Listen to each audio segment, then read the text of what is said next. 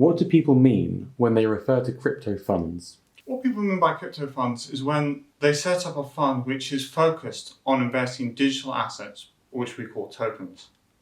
These tokens fall within broadly three groups. The first group are what the FCA call exchange tokens, which cover tokens such as Bitcoin. The idea of these is that they have no extrinsic value, but the value is the Bitcoin itself, which can be bought and sold on the markets. The second group are what we call security tokens.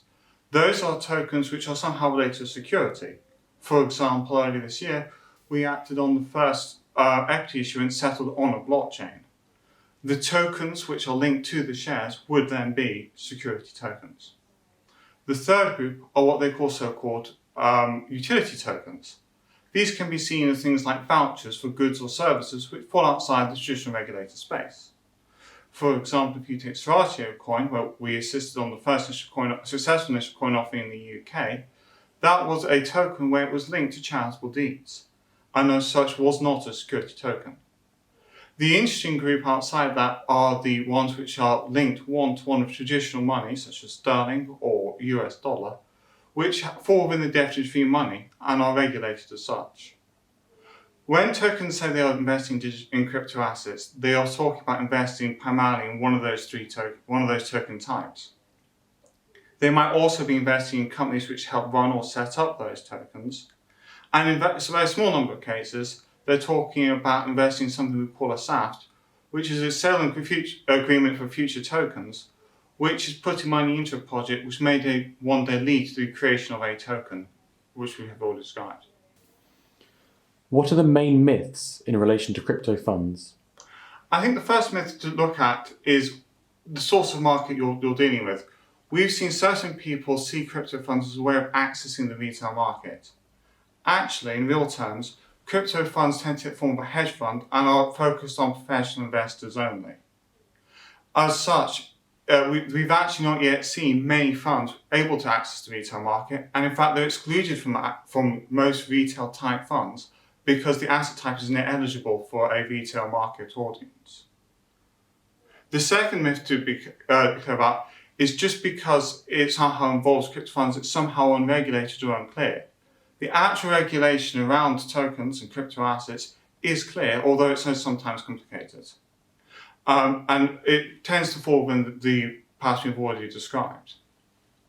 What are the kinds of issues your clients face when setting up a fund? The first most important thing when setting up a crypto fund is making sure that you have the service providers in place, including having banking provisions set up in place, proper auditors in place, custodians in place, and so on.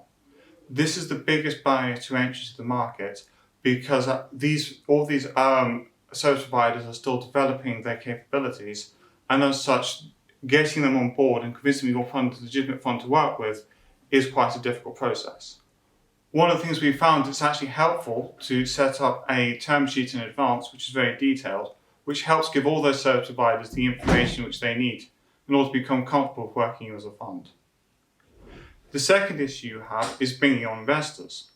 Now, this tends to involve making your fund look as institutional quality as possible. This involves having proper fund documentation and making sure that just because you happen to be a crypto fund doesn't mean that the documentation you give to investors is in any way seen as inferior to that they would see with a traditional fund.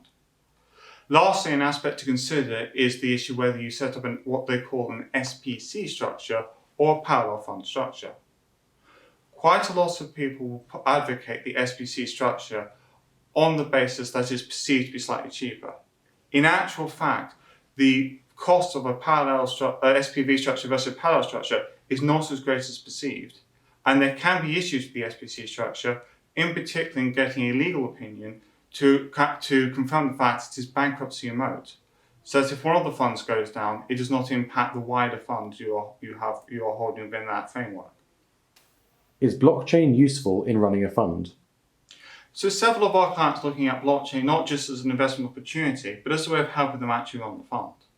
In this respect, there are two ways where it tends to be particularly useful. The first is where you have a naturally illiquid fund, such as a closed-ended fund, where you can lock up the fund units which are for sale and issue tokens in respect of them.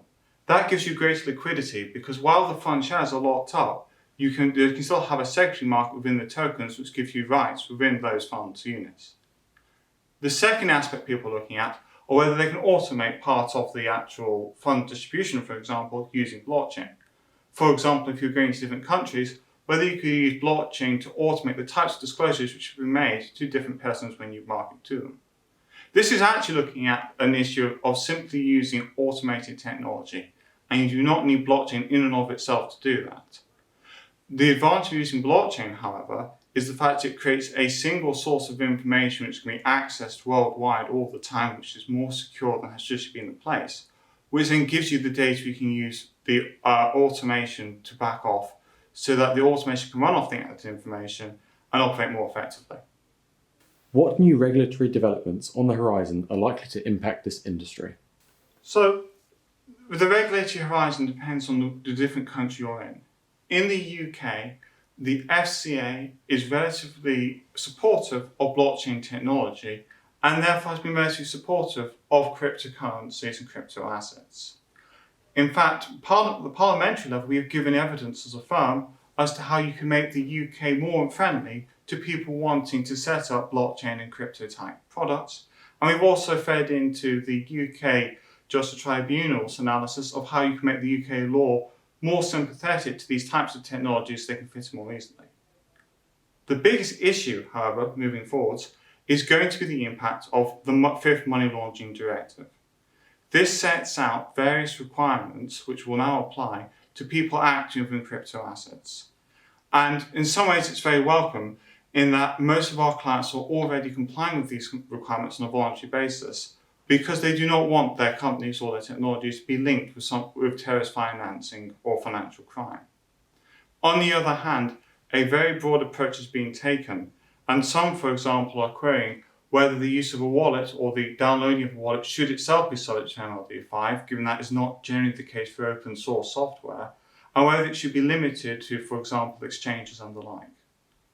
Particularly for fund managers, this is going to be a case of complying with the existing money laundering obligations. But when they deal, for example, for exchanges and so on, those exchanges will now be imposing greater requirements on those fund managers in order to be able to discharge their only anti-money laundering obligations.